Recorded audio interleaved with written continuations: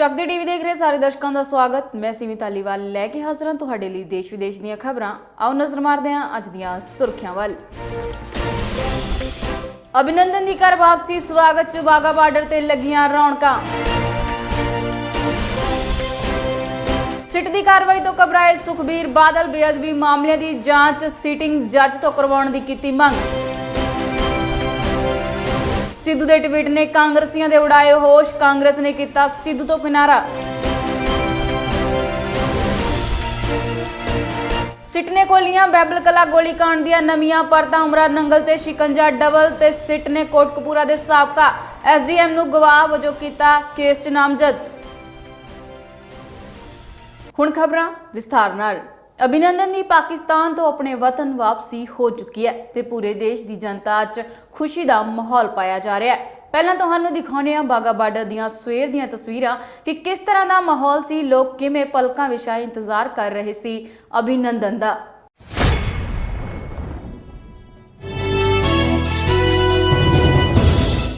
हत्थां च फुल्लां दे हार, लहराया जा रहा तिरंगा। ਇਹ ਤਸਵੀਰਾਂ ਅੰਮ੍ਰਿਤਸਰ ਦੇ ਅਟਾਰੀ ਸੀਮਾ ਸਰਹੱਦ ਦੀਆਂ ਨੇ, ਜਿੱਥੇ 에ਅਰ ਮਾਰਸ਼ਲ ਅਭਿਨੰਦਨ ਦਾ ਸਵਾਗਤ ਕਰਨ ਲਈ ਅੰਮ੍ਰਿਤਸਰ ਦੇ ਅਟਾਰੀ ਸੀਮਾ ਸਰਹੱਦ ਤੇ ਸੈਂਕੜਾਂ ਦੀ ਗਿਣਤੀ ਵਿੱਚ ਲੋਕ ਪਹੁੰਚੇ।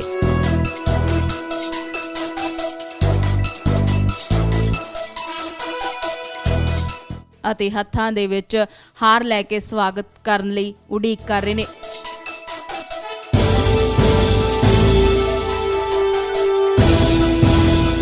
ਉੱਥੇ ਹੀ ਲੋਕਾਂ ਨੇ ਭਾਰਤ ਮਾਤਾ ਦੇ ਜੈਕਾਰੇ ਲਗਾਏ, ਭਾਰਤੀ ਗਾਣੇ ਗਾ ਕੇ ਅਭਿਨੰਦਨ ਦਾ ਸਵਾਗਤ ਕਰਨ ਲਈ ਪਲਕਾਂ ਵਿਛਾਏ ਬੈਠੇ ਨੇ।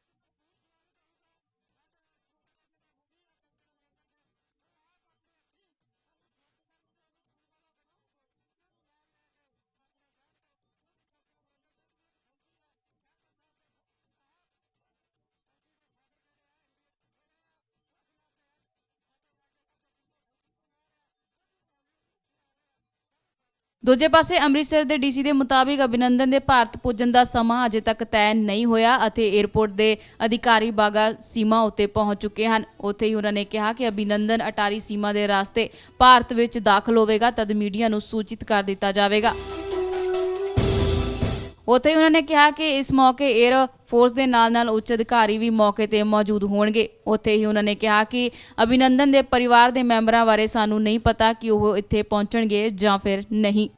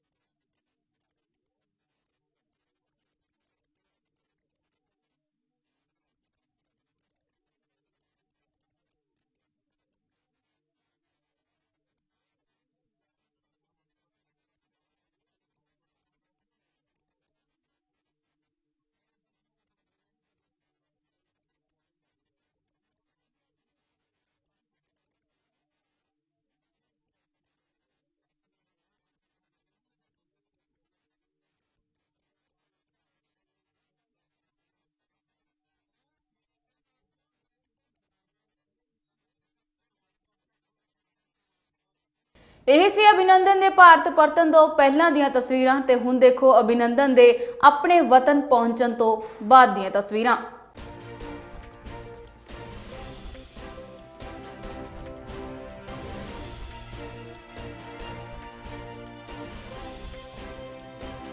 ਆਖਿਰਕਾਰ ਦੇਸ਼ ਦੇ ਸੂਰਵੀਰ ਕਮਾਂਡਰ ਅਭਿਨੰਦਨ ਦੀ ਦੇਸ਼ ਵਾਪਸੀ ਹੋ ਹੀ ਗਈ। ਹਾਲਾਂਕਿ ਪਾਕਿਸਤਾਨ ਨੇ ਪੂਰੇ ਦੇਸ਼ ਨੂੰ ਬਹੁਤ ਇੰਤਜ਼ਾਰ ਕਰਵਾਇਆ।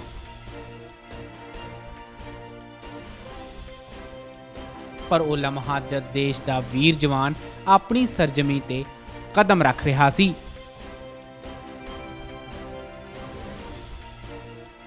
ਤਾਂ ਇੱਕ ਸਮੇਂ ਲਈ ਪੂਰੇ ਦੇਸ਼ ਦੀਆਂ ਅੱਖਾਂ ਨਮ ਹੋ ਗਈਆਂ।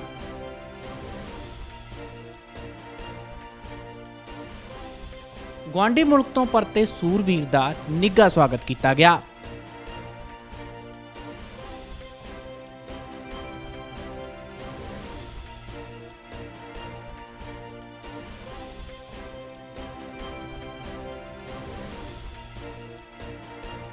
ਪਾਕਿਸਤਾਨ ਦੇ ਵੱਲੋਂ ਅੱਜ ਭਾਰਤ ਦੇ ਪਾਇਲਟ ਅਭਿਨੰਦਨ ਦੀ ਆਪਣੇ ਮੁਲਕ ਵਾਪਸੀ ਤੇ ਜਿੱਥੇ ਪੂਰਾ ਦੇਸ਼ ਇਸ ਗੱਲ ਦੀ ਖੁਸ਼ੀ ਮਨਾ ਰਿਹਾ, ਉੱਥੇ ਹੀ ਸਰਬਜੀਤ ਦੀ ਭੈਣ ਦਲਵੀਰ ਕੌਰ ਨੇ ਵੀ ਅਭਿਨੰਦਨ ਦੇ ਪੂਰੇ ਪਰਿਵਾਰ ਨੂੰ ਅਤੇ ਦੇਸ਼ ਨੂੰ ਇਸ ਗੱਲ ਦੀ ਵਧਾਈ ਦਿੱਤੀ ਹੈ।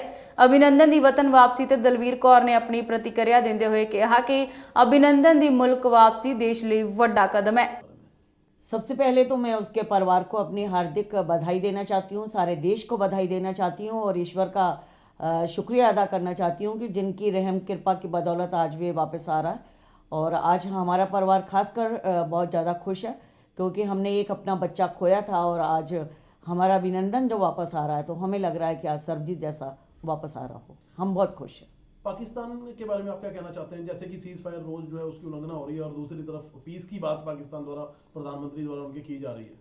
ये हमारे देश के गद्दारों को समझने की बात है जो कि आज उसका शुक्रिया भी अदा कर रहे हैं और उसकी रहमदिली की बात भी कर रहे हैं। हम सबको समझना चाहिए कि एक तरफ हमें धमकी देना, एक तरफ हम पर आए रोज सीज फायर का उल्लंघन करना, हम पर हमले करना और आतंकवादियों के अड्डे नष्ट करने के लिए इतना गुस्से में आ जाना, बुखला जाना कि हम पर हमला करने की सोच लेना, हमारी एलओसी पर चले जाना, तो ये तो हम सबको समझना चाहिए कि ये विश्वास पात्र नहीं है, ये भरोसे के लायक नहीं है। मैं बहुत बार कह चुकी हूँ, गद्दार है, आदमखोर है, सौदेबाज है, इसकी कभी भी कभी भी किसी बात के अंदर नहीं आना चाहिए। यदि हम इसकी बात में आते हैं और इसके साथ शांति की बात करते हैं तो हम समझेंगे अपने आप को धोखा दे रहे हैं, देश के साथ धोखा होगा यदि इस तरह से हुआ। तो सबसे पहले इसे चाहिए कि हम अजहर के ऊपर ये कार्रवाई करें, ये हाफिज के ऊपर कार्रवाई करें, जितने आतंकी ठिकाने हैं उनको नष्ट करके दुनिया को सबूत दे कि मैंने ये सबको नष्ट कर दिया, मेरे ये सरजमी पर अब कोई नहीं है। तो हम बात करने के लिए तैयार हैं। तभी हिंदुस्तान सरकार को बात करनी चाहिए। यदि ये हमले रोकता है और ये उन लोगों आतंकवादियों के ठिकाने नष्ट करता है, आतंकवादियों पर उचित कार्रवाई करता है, नहीं तो ये तो मानव का अंगों की तस्करी भी करता है पाकिस्तान। इसके ऊपर कैसे भरोसा किया जाए। इसने तो अपने खुद मुस्लिम जो हैं वो इतने लाखों की गिनती में मारे हैं। हम तो चलो गैर मुस्लिम हुए, तो तुमने तो अपने मुस्लिम मारे हैं, अपने इस्लामिक देश में मारे हैं। इनसे तो पूछना चाहिए कि तुम्हारा इस्लाम कौन सा, कि उस नबी का इस्लाम ऐसा नहीं कहता कि एक तरफ मुख में राम राम और बगल में छुरी। ये दोनों बातें ऐसे नहीं चलती हैं। हम समझ चुके हैं इसकी बात को। ਜੀ ਮੈਮ, ਜਿਸ ਤਰੀਕੇ ਨਾਲ ਅੱਜ ਅਭੀ ਨੂੰ ਛੱਡਿਆ ਜਾ ਰਿਹਾ ਹੈ ਪਾਕਿਸਤਾਨ ਵੱਲੋਂ, ਜਿਹੜਾ ਕਿ ਉੱਥੇ ਡਿਫੈਂਸ ਲਈ ਗਿਆ ਸੀ, ਤੁਹਾਡਾ ਕੀ ਰਿਐਕਸ਼ਨ ਉਹਦੇ ਬਾਰੇ? हाँ, मैं सब तो पहला तो अपने हार्दिक बधाई देना चाहनी हाँ उसके परिवार नूं और पूरे देश नूं और ईश्वर का बहुत बहुत शुक्रिया अदा करना चाहनी हाँ जिसकी कृपा बदौलत अज जिहड़ा हैगा अभिनंदन वो वापस अपने वतन अपने परिवार में आ रहा। बहुत ज़्यादा खुशी है, हाँ बहुत ज़्यादा ही खुशी है। और साडे परिवार नूं खासकर क्योंकि असी इस जिहड़ा हैगा सितम ਚੱਲਿਆ ਹੋਇਆ ਤਾਂ ਅੱਜ ਅਸੀਂ ਬਹੁਤ ਖੁਸ਼ ਹਾਂ ਕਿ ਸਾਡਾ ਕੋਈ ਅੱਜ ਫਿਰ ਵਾਪਸ ਆ ਰਿਹਾ। ਜਿਸ ਤਰੀਕੇ ਨਾਲ ਰਿਲੀਜ਼ ਕੀਤਾ ਗਿਆ ਔਰ ਪਾਕਿਸਤਾਨ ਇੱਕ ਪਾਸੇ ਅਟੈਕ ਕਰ ਰਿਹਾ ਹੈ, ਸੀਜ਼ ਫਾਇਰ ਦੀ ਰੋਜ਼ ਉਲੰਘਣਾ ਹੋ ਰਹੀ ਹੈ ਔਰ ਉਹਦੇ ਬਾਵਜੂਦ ਮਤਲਬ ਇੱਕ ਪਾਸੇ ਪੀਸ ਦੀ ਗੱਲ ਕਰ ਰਿਹਾ, ਤੁਸੀਂ ਕੀ ਕਹਿਣਾ ਚਾਹੁੰਦੇ ਹੋ? ਹਾਂ, ਸਾਨੂੰ ਇੱਥੋਂ ਹੀ ਸਮਝਣਾ ਚਾਹੀਦਾ ਕਿ ਇੱਕ ਪਾਸੇ ਸ਼ਾਂਤੀ ਦੀ ਗੱਲ ਕਰਨਾ, ਦੂਸਰੇ ਪਾਸੇ ਸੀਜ਼ ਫਾਇਰ ਦੀ ਉਲੰਘਣਾ ਕਰਨਾ ਔਰ ਆਏ ਰੋਜ਼ ਉੱਥੇ ਹਮਲੇ ਹੋ ਰਹੇ ਨੇ ਔਰ ਸਾਰਾ ਕੁਝ ਹੀ ਉੱਦਾਂ ਦਾ ਬਰਾਬਰ ਹੀ ਹੈ, ਬਾਕਾਇਦਾ ਉਹਦਾ ਕੰਮ ਜਾਰੀ ਹੈ। ਬੰਬ ਸੁੱਟਣਾ, ਗੋਲੀ ਚਲਾਣੀ, ਸਾਡੇ ਜੰਮੂ ਕਸ਼ਮੀਰ ਦੇ ਉੱਤੇ ਆਪਣਾ ਹੱਕ ਜਤਾਉਣਾ, ਇੱਕ ਪਾਸੇ ਸਾਨੂੰ ਧਮਕੀ ਦੇਣੀ, ਤਾਂ ਸ਼ਾਂਤੀ ਦੀ ਗੱਲ ਇਹਦੇ ਵਿੱਚ ਕੋਈ ਨਜ਼ਰ ਨਹੀਂ ਆਉਂਦੀ। ਧੋਖੇਬਾਜ਼ ਦਗਾਬਾਜ਼ ਹੈ ਪਾਕਿਸਤਾਨ। ਉਹ ਸਾਨੂੰ ਹੁਣ ਫਿਰ ਦੁਬਾਰਾ ਇਹ ਵਰਗਲਾ ਕੇ ਸਾਨੂੰ ਧੋਖਾ ਦੇਣਾ ਚਾਹੁੰਦਾ, ਦੇਖਣਾ ਚਾਹੁੰਦਾ ਕਿ ਅਸੀਂ ਕਿੰਨੇ ਕੁ ਬੇਵਕੂਫ ਹਾਂ। ਹੁਣ ਪਾਕਿਸਤਾਨ ਦੀਆਂ ਗੱਲਾਂ ਵਿੱਚ ਆਉਣ ਵਾਲਾ ਹਿੰਦੁਸਤਾਨ ਨਹੀਂ ਹੈ। ਹੁਣ ਤਾਂ ਅਸੀਂ ਸਭ ਸਮਝ ਚੁੱਕੇ ਹਾਂ, ਬੱਚਾ ਜਾਣ ਚੁੱਕਾ ਹੈ, ਸਾਰੀ ਦੁਨੀਆ ਜਾਣ ਚੁੱਕੀ ਹੈ ਕਿ ਕਿਸ ਤਰ੍ਹਾਂ ਇਹਨੇ ਆਤੰਕਵਾਦੀਆਂ ਦੇ ਅੱਡੇ ਨੂੰ ਨਸ਼ਟ ਕਰਨ ਦੇ ਬਦਲੇ ਦੇ ਵਿੱਚ ਸਾਡੇ ਤੇ ਜਿਹੜਾ ਹੈਗਾ ਹਮਲਾ ਕਰਨ ਦੀ ਕੋਸ਼ਿਸ਼ ਕੀਤੀ, ਜਿਸ ਨੂੰ ਇੱਕ ਬਹਾਦਰ ਸਾਡੇ ਨੌਜਵਾਨ ਅਭਿਨੰਦਨ ਨੇ ਉਸ ਵਿਮਾਨ ਨੂੰ ਮਾਰ ਗਿਰਾਇਆ ਔਰ ਆਪਣੀ ਜਾਨ ਦੀ ਬਾਜੀ ਲਾ ਦਿੱਤੀ ਉਹਨੇ। ਤਾਂ ਇਹ ਦਗਾਬਾਜ਼ ਹੈ ਔਰ ਆਦਮਖੋਰ ਹੈ, ਇਹ ਤਾਂ ਸੌਦੇਬਾਜ਼ੀ ਕਰਨਾ ਜਾਣਦਾ ਹੈ। ਇਹ ਸਿਰਫ ਸੌਦਾ ਕਰਨਾ ਚਾਹ ਰਿਹਾ ਸੀਗਾ ਅਭਿਨੰਦਨ ਨੂੰ ਰੱਖ ਕੇ, ਲੇਕਿਨ ਈਸ਼ਵਰ ਦਾ ਸ਼ੁਕਰ ਹੈ ਕਿ ਅੰਤਰਰਾਸ਼ਟਰੀ ਦਬਾਅ ਹੋਣ ਦੀ ਬਦੌਲਤ ਅੱਜ ਉਹ ਰਾਜੀ ਖੁਸ਼ੀ ਆਪਣੇ ਘਰ ਵਾਪਸ ਆ ਰਹੇ। ਭਾਰਤ ਅਤੇ ਪਾਕਿਸਤਾਨ 'ਚ ਤਣਾਅ ਦੇ ਚੱਲਦੇ ਪਾਕਿਸਤਾਨ ਨੇ ਅਚਾਨਕ ਸਮਝੌਤਾ ਐਕਸਪ੍ਰੈਸ ਬੰਦ ਕਰਨ ਦਾ ਫੈਸਲਾ ਲੈ ਲਿਆ, ਜਿਸ ਕਰਕੇ ਭਾਰਤ ਤੋਂ ਪਾਕਿਸਤਾਨ ਜਾਣ ਵਾਲੇ ਸਮਝੌਤਾ ਦੇ ਮੁਸਾਫਰਾਂ ਨੂੰ ਭਾਰੀ ਪਰੇਸ਼ਾਨੀ ਦਾ ਸਾਹਮਣਾ ਕਰਨਾ ਪਿਆ, ਜਿਨ੍ਹਾਂ ਨੂੰ ਬਾਗਾ ਬਾਰਡਰ ਤੇ ਰਸਤੇ ਪਾਕਿਸਤਾਨ ਭੇਜਿਆ ਗਿਆ ਅਤੇ ਪ੍ਰਸ਼ਾਸਨ ਵੱਲੋਂ ਪਾਕ ਮੁਸਾਫਿਰਾਂ ਦਾ ਪੂਰਾ ਖਿਆਲ ਰੱਖਿਆ ਗਿਆ ਤੇ ਉਹਨਾਂ ਨੂੰ ਖਾਣ ਪੀਣ ਦਾ ਸਮਾਨ ਵੀ ਮੁਹੱਈਆ ਕਰਵਾਇਆ ਗਿਆ।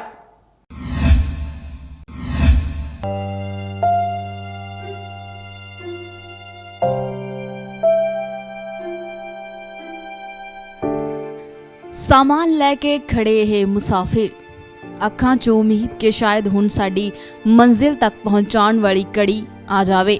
ਪ੍ਰਸ਼ਾਸਨ ਵੱਲੋਂ ਮੁਹੱਈਆ ਕਰਵਾਈ ਜਾ ਰਹੀਆਂ ਇਹ ਸਹੂਲਤਾਂ, ਖਾਣ ਪੀਣ ਲਈ ਸਮਾਨ। ਪਹਿਲਾਂ ਦੇਖੋ ਕੁਝ ਤਸਵੀਰਾਂ। ਇਹ ਤਸਵੀਰਾਂ ਅਟਾਰੀ ਰੇਲਵੇ ਸਟੇਸ਼ਨ ਦੀਆਂ ਨੇ, ਜਿੱਥੇ ਭਾਰਤ ਅਤੇ ਪਾਕਿਸਤਾਨ ਦੇ ਵਿਚਕਾਰ ਤਣਾਅ ਦੇ ਚੱਲਦੇ ਪਾਕਿਸਤਾਨ ਦੁਆਰਾ ਅਚਾਨਕ ਸਮਝੌਤਾ ਐਕਸਪ੍ਰੈਸ ਬੰਦ ਕਰਨ ਦੇ ਫੈਸਲੇ ਦੇ ਬਾਅਦ ਭਾਰਤ ਤੋਂ ਪਾਕਿਸਤਾਨ ਜਾਣ ਵਾਲੇ ਸਮਝੌਤਾ ਦੇ ਮੁਸਾਫਰਾਂ ਨੂੰ ਕਾਫੀ ਪਰੇਸ਼ਾਨੀ ਦਾ ਸਾਹਮਣਾ ਕਰਨਾ ਪੈ ਰਿਹਾ ਹੈ। ਜਦੋਂ ਇਹ ਯਾਤਰੀ ਅਟਾਰੀ ਰੇਲਵੇ ਸਟੇਸ਼ਨ ਤੇ ਪਹੁੰਚੇ ਤਾਂ ਇਹਨਾਂ ਨੂੰ ਉੱਥੇ ਪਹੁੰਚ ਪਤਾ ਲੱਗਾ ਕਿ ਸਮਝੌਤਾ ਐਕਸਪ੍ਰੈਸ ਨਹੀਂ ਪਹੁੰਚ ਰਹੀ, ਜਿਸ ਕਾਰਨ ਲੋਕਾਂ ਨੂੰ ਬਹੁਤ ਮੁਸ਼ਕਲਾਂ ਦਾ ਸਾਹਮਣਾ ਕਰਨਾ ਪਿਆ। ਉੱਥੇ ਹੀ ਜਦੋਂ ਪ੍ਰਸ਼ਾਸਨ ਨੂੰ ਇਸ ਗੱਲ ਦਾ ਪਤਾ ਲੱਗਿਆ ਤਾਂ ਅੰਮ੍ਰਿਤਸਰ ਦੇ ਡਿਪਟੀ ਕਮਿਸ਼ਨਰ ਅਤੇ ਅੰਮ੍ਰਿਤਸਰ ਦੇ ਦਿਹਾਤੀ ਪੁਲਿਸ ਦੇ ਐਸਐਸਪੀ ਅਟਾਰੀ ਰੇਲਵੇ ਸਟੇਸ਼ਨ ਉੱਤੇ ਪਹੁੰਚ ਕੇ ਅਤੇ ਉਹਨਾਂ ਮੁਸਾਫਰਾਂ ਦਾ ਪੂਰਾ ਖਿਆਲ ਰੱਖਿਆ, ਬਿਨਾਂ ਇਹ ਪੁੱਛੇ ਕਿ ਉਹ ਕਿਹੜਾ ਹਿੰਦੁਸਤਾਨੀ ਹੈ ਕਿ ਕਿਹੜਾ ਪਾਕਿਸਤਾਨੀ, ਅਤੇ ਉਹਨਾਂ ਨੇ ਮੁਸਾਫਰਾਂ ਨੂੰ ਖਾਣ ਪੀਣ ਦਾ ਸਮਾਨ ਵੀ ਦਿੱਤਾ ਅਤੇ ਫਿਰ ਇਹਨਾਂ ਮੁਸਾਫਰਾਂ ਨੂੰ ਵਿਸ਼ੇਸ਼ ਬੱਸਾਂ ਵਿੱਚ ਬਿਠਾ ਕੇ ਵਾਗਾ ਸਰਹੱਦ ਦੇ ਰਾਸਤੇ ਬਾਈ ਰੋਡ ਪਾਕਿਸਤਾਨ ਪਹੁੰਚਾਉਣ ਦੀ ਵਿਵਸਥਾ ਵੀ ਕੀਤੀ। ਇਸ ਮੌਕੇ ਉੱਤੇ ਇਹਨਾਂ ਮੁਸਾਫਰਾਂ ਨੇ ਕਿਹਾ ਕਿ ਉਹਨਾਂ ਨੂੰ ਦਿੱਕਤਾਂ ਦਾ ਸਾਹਮਣਾ ਕਰਨਾ ਪਿਆ ਹੈ ਅਤੇ ਗੱਲਬਾਤ ਦੇ ਜ਼ਰੀਏ ਹੱਲ ਕੱਢਣਾ ਚਾਹੀਦਾ ਹੈ। जंग नाल कोई फायदा नहीं होना। ये अपनी अपनी खुशी की दौड़ है, कुछ भी नहीं। बातचीत से हर मसला हल होता है, वैसे जंग से नहीं होता। जंग फिजूल है, बेकार है। आपस में प्यार मोहब्बत करें। हमारी जो पब्लिक है वो आपस में इस पब्लिक से प्यार करती है, पब्लिक हमारी पब्लिक से प्यार करती है। तो अब गवर्नमेंट का काम है हमें भेजना, हमारे मुल्क में हमें भेजना, इनका काम है। उनका काम था हमें ले जाना, क्योंकि हम दोनों मुल्क के, उनका फर्ज बनता था कि हमारे लिए करने सही से और अपने पास में ख़त्म करना चाहिए। आपस में बैठ के बातचीत होनी चाहिए, एक दूसरे के बातों से इत्तेफाक करना चाहिए। जहाँ इत्तेफाक हो उसको ख़त्म कर दो, बाकी इत्तेफाक से फिर बात कर लो। मीटिंग दर मीटिंग होनी चाहिए। तो सब ਉੱਥੇ ਹੀ ਅੰਮ੍ਰਿਤਸਰ ਦੇ ਡਿਪਟੀ ਕਮਿਸ਼ਨਰ ਸ਼ਿਵ ਦੁਲਾਰ ਸਿੰਘ ਨੇ ਕਿਹਾ ਕਿ ਜਿਸ ਤਰ੍ਹਾਂ ਨਾਲ ਪ੍ਰਸ਼ਾਸਨ ਦੁਆਰਾ ਇਹਨਾਂ ਪਾਕ ਮੁਸਾਫਰਾਂ ਦੀ ਪਰੇਸ਼ਾਨੀ ਨੂੰ ਵੰਡਿਆ ਗਿਆ ਹੈ, ਉੱਥੇ ਹੀ ਉਹਨਾਂ ਨੂੰ ਉਮੀਦ ਹੈ ਕਿ ਉੱਧਰ ਜੋ ਭਾਰਤੀ ਮੁਸਾਫਿਰ ਵੀ ਪਰੇਸ਼ਾਨ ਹੋਣਗੇ, ਉਹਨਾਂ ਦਾ ਖਿਆਲ ਵੀ ਰੱਖਿਆ ਜਾ ਰਿਹਾ ਹੋਵੇਗਾ।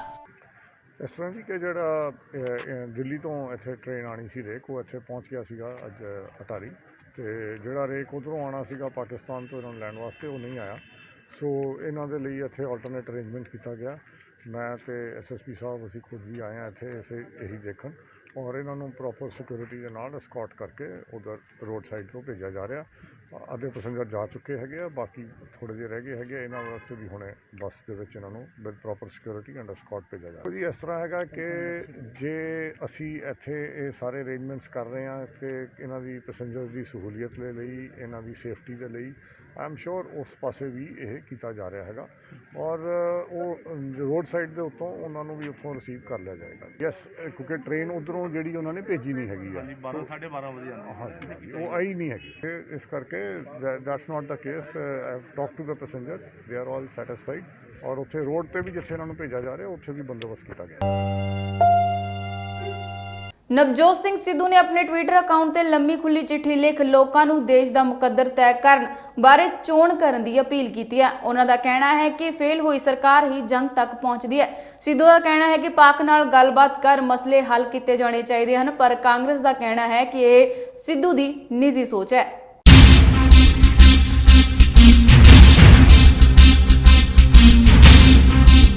ਕੈਬਨਿਟ ਮੰਤਰੀ ਨਵਜੋਤ ਸਿੰਘ ਸਿੱਧੂ ਆਪਣੇ ਬਿਆਨਾਂ ਕਰਕੇ ਅਕਸਰ ਹੀ ਸੁਰਖੀਆਂ 'ਚ ਰਹਿੰਦੇ ਨੇ ਤੇ ਵਿਰੋਧੀ ਪਾਰਟੀ ਤਾਂ ਇਸ ਉਡੀਕ 'ਚ ਰਹਿੰਦੀ ਹੈ ਕਿ ਕਦੋਂ ਸਿੱਧੂ ਕੋਈ ਬਿਆਨ ਦੇਣ ਤੇ ਕਦੋਂ ਉਹਨਾਂ ਨੂੰ ਸਿੱਧੂ ਤੇ ਕਾਂਗਰਸ ਦੇ ਖਿਲਾਫ ਬੋਲਣ ਦਾ ਮੌਕਾ ਮਿਲੇ।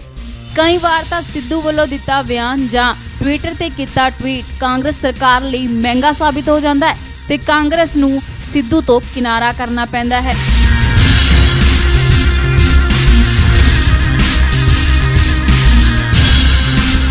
ਕੁਝ ਇਸੇ ਤਰ੍ਹਾਂ ਦਾ ਤਾਜ਼ਾ ਮਾਮਲਾ ਹੁਣ ਸਾਹਮਣੇ ਆਇਆ ਹੈ।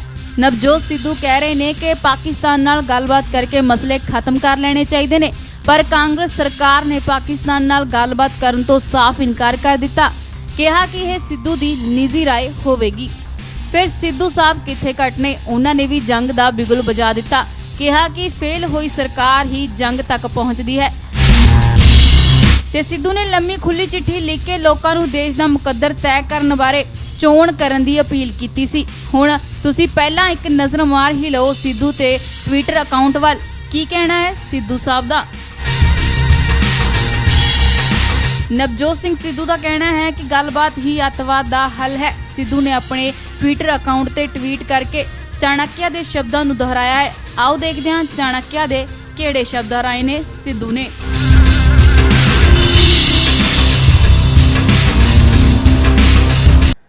ਕੋਟਕਪੂਰਾ ਗੋਲੀकांड ਮਾਮਲੇ 'ਚ ਗ੍ਰਿਫਤਾਰ ਉਮਰਾਂ ਨੰਗਲ ਦੀ ਹੁਣ ਬਹਿਬਲ ਕਲਾ ਗੋਲੀकांड ਮਾਮਲੇ 'ਚ ਵੀ ਸ਼ਮੂਲੀਅਤ ਸਾਹਮਣੇ ਆਈ ਹੈ। ਸਿੱਟ ਨੂੰ ਅਹਿਮ ਸੁਰਾਗ ਮਿਲੇ ਹਨ ਕਿ ਬਹਿਬਲ ਕਲਾ ਗੋਲੀकांड ਹੋਣ ਤੋਂ ਬਾਅਦ ਪੁਲਿਸ ਅਧਿਕਾਰੀਆਂ ਨੇ ਇੱਕ ਪ੍ਰੈਸ ਕਾਨਫਰੰਸ ਕੀਤੀ ਸੀ, ਜਿਸ ਦੇ ਤੱਥਾਂ ਨੂੰ ਖੰਗਾਲਣ ਤੋਂ ਬਾਅਦ ਸਿੱਟ ਨੂੰ ਇਹ ਸੁਰਾਗ ਮਿਲੇ ਨੇ। ਦੂਜੇ ਪਾਸੇ ਸਿੱਟ ਨੇ ਕੋਟਕਪੂਰਾ ਦੇ ਸਾਬਕਾ ਐਸਡੀਐਮ ਹਰਜੀਤ ਸਿੰਘ ਸੰਧੂ ਨੂੰ ਗਵਾਹ ਵਜੋਂ ਕੇਸ 'ਚ ਨਾਮਜ਼ਦ ਕਰ ਦਿੱਤਾ ਹੈ।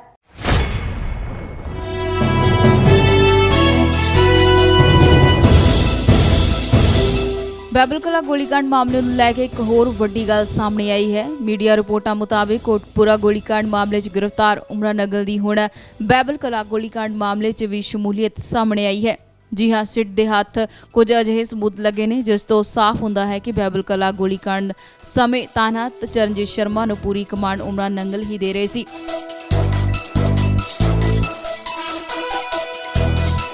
ਸਿੱਟ ਨੂੰ ਅਹਿਮ ਸੁਰਾਗ ਬਹਿਬਲ ਕਲਾ ਗੋਲੀकांड ਤੋਂ ਬਾਅਦ ਕੀਤੀ ਗਈ ਪੁਲਿਸ ਅਧਿਕਾਰੀਆਂ ਦੀ ਪ੍ਰੈਸ ਕਾਨਫਰੰਸ ਦੇ ਤੱਥ ਖੰਗਾਲਣ ਤੋਂ ਮਿਲੇ ਨੇ, ਜਿਨ੍ਹਾਂ ਤੋਂ ਗੋਲੀकांड 'ਚ ਉਮਰਾਂ ਨੰਗਲ ਦੀ ਸ਼ਮੂਲੀਅਤ ਸਾਫ਼ ਜ਼ਾਹਿਰ ਹੁੰਦੀ ਹੈ।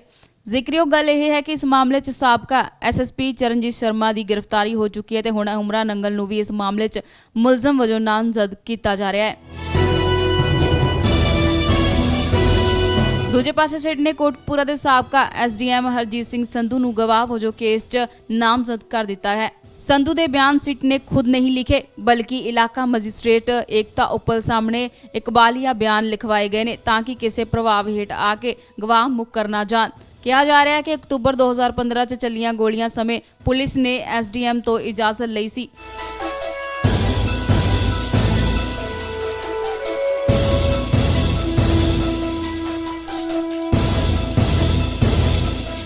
ਜਾਂਚ ਟੀਮ ਦਾਅਵਾ ਕਰ ਰਹੀ ਹੈ ਕਿ ਗੋਲੀ ਚਲਾਉਣ ਤੋਂ ਬਾਅਦ ਪੁਲਿਸ ਨੇ ਆਪਣਾ ਪ੍ਰਭਾਵ ਪਾ ਕੇ ਐਸਡੀਐਮ ਤੋਂ ਗੋਲੀ ਚਲਾਉਣ ਦੀ ਮਨਜ਼ੂਰੀ ਤੇ ਦਸਤਕ ਕਰਵਾਈ ਸੀ।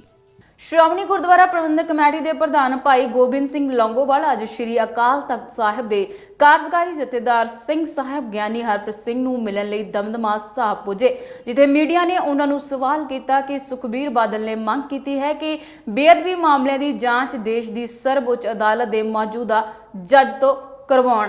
ਤਾਂ ਉਹਨਾਂ ਨੇ ਕਿਹਾ ਕਿ ਇਹ ਸੁਖਬੀਰ ਬਾਦਲ ਦੀ ਜਿਹੜੀ ਮੰਗ ਹੈ ਉਹ ਬਿਲਕੁਲ ਸਹੀ ਹੈ। ਸਿੱਟ ਲਗਾਤਾਰ ਸਫਲਤਾ ਦੀਆਂ ਪੌੜੀਆਂ ਚੜ੍ਹਦੀ ਜਾ ਰਹੀ ਹੈ ਤੇ ਸਿੱਟ ਵੱਲੋਂ ਪੁੱਛਗਿੱਛ ਲਗਾਤਾਰ ਜਾਰੀ ਹੈ ਤੇ ਕਿਤੇ ਨਾ ਕਿਤੇ ਇਹ ਪੁੱਛਗਿੱਛ ਬਾਦਲ ਪਰਿਵਾਰ ਨੂੰ ਮਹਿੰਗੀ ਪੈਂਦੀ ਨਜ਼ਰ ਆ ਰਹੀ ਹੈ।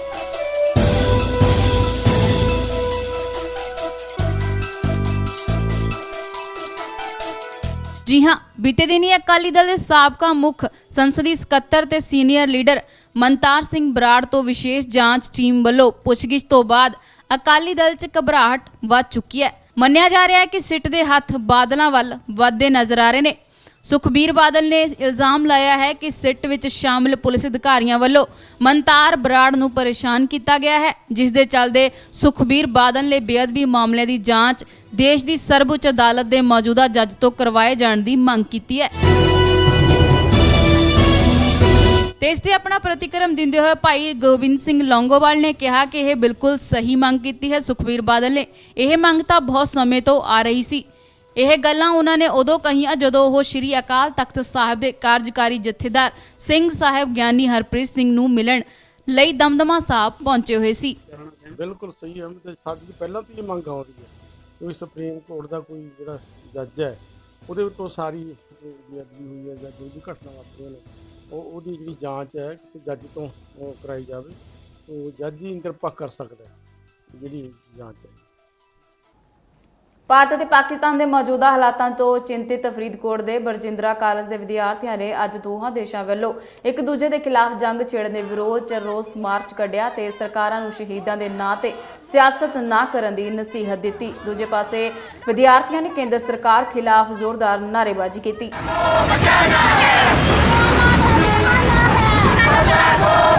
ਸਵਰਾਜ ਵੱਲੋਂ ਜੋ ਜੰਗ ਦੇ ਨਾਮ ਤੇ ਚਰਚਾ ਹੋ ਰਹੀ ਹੈ, ਚਾਰੇ ਪਾਸੇ ਜੰਗਬੰਦੀ ਲਾਉਣ ਦੀਆਂ ਕੋਸ਼ਿਸ਼ਾਂ ਸ਼ੁਰੂ ਕੀਤੀਆਂ ਜਾ ਰਹੀਆਂ, ਉਹਦੇ ਖਿਲਾਫ ਕਿ ਜੰਗ ਜਿਹੜੀ ਆ ਉਹ ਨਹੀਂ ਹੋਣੀ ਚਾਹੀਦੀ, ਕਿਉਂਕਿ ਇਹਦੇ ਵਿੱਚ ਆਮ ਲੋਕਾਂ ਦਾ ਤੇ ਜੋ ਖਾਸ ਕਰਕੇ ਜਿਹੜੇ ਫੌਜੀ ਜਵਾਨ ਨੇ, ਕਿਉਂਕਿ ਉਹ ਆਮ ਮਿਹਨਤਕਸ਼ ਮਜ਼ਦੂਰਾਂ ਤੇ ਕਿਸਾਨਾਂ ਦੇ ਬੱਚੇ ਨੇ, ਉਹਨਾਂ ਦਾ ਘਾਣ ਹੋ ਰਿਹਾ ਔਰ ਦੋਨੇ ਪਾਸੇ ਇਹਦੇ ਨਾਲ ਆਰਥਿਕ ਮੰਦਵਾੜਾ ਛਾਏਗਾ, ਪਾਕਿਸਤਾਨ ਦੇ ਵਿੱਚ ਵੀ ਔਰ ਹਿੰਦੁਸਤਾਨ ਦੇ ਵਿੱਚ ਵੀ।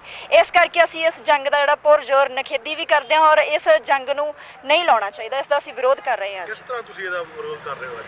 ਅਸੀਂ ਇਸ ਦਾ ਵਿਰੋਧ ਪੂਰੇ ਕਾਲਜ ਦੇ ਵਿੱਚ ਵੀ ਕੀਤਾ ਹੈਗਾ, ਵਿਦਿਆਰਥੀਆਂ ਦੇ ਵਿੱਚ ਰੋਸ ਰੈਲੀ ਆ ਔਰ ਇਸ ਦੇ ਵਿਦਿਆਰਥੀ ਨੇ ਇਸ ਤੇ ਸਖਤ ਆਪਣਾ ਰੋਸ ਪ੍ਰਗਟਾਇਆ ਔਰ ਸ਼ਹਿਰ ਦੇ ਵਿੱਚ ਵੀ ਅਸੀਂ ਆਪਣਾ ਜਿਹੜਾ ਰੋਸ ਮਾਰਚ ਕੱਢ ਰਹੇ ਹਾਂ ਤਾਂ ਕਿ ਸ਼ਹਿਰ ਦੇ ਲੋਕ ਵੀ ਜੋ ਇਨਸਾਫ ਪਸੰਦ ਲੋਕ ਨੇ, ਉਸ ਜੰਗ ਨਹੀਂ ਚਾਹੁੰਦੇ ਦੇਸ਼ ਦੇ ਵਿੱਚ ਲੱਗਣੀ, ਉਹ ਇਸ ਦਾ ਸਾਥ ਦੇ ਸਕਣ। ਇਹ ਸਨ ਹੁਣ ਤੱਕ ਦੀਆਂ ਖਬਰਾਂ। ਤਾਜ਼ਾਤਰੀਨ ਖਬਰਾਂ ਲੈ ਕੇ ਫੇਰ ਹਾਜ਼ਰ ਹੋਵਾਂਗੇ। ਉਦੋਂ ਤੱਕ ਮੈਨੂੰ ਦਿਓ ਇਜਾਜ਼ਤ। ਸਤਿ ਸ਼੍ਰੀ ਅਕਾਲ। ਚੱਕਦੇ ਟੀਵੀ ਨਾਲ ਜੁੜੇ ਰਹਿਣ ਲਈ ਸਾਡਾ ਚੈਨਲ ਸਬਸਕ੍ਰਾਈਬ ਕਰੋ। ਵੀਡੀਓ ਸਭ ਤੋਂ ਪਹਿਲਾਂ ਦੇਖਣ ਲਈ ਬੈਲ ਆਈਕਨ ਤੇ ਕਲਿੱਕ ਕਰਨਾ ਨਾ ਭੁੱਲਿਓ।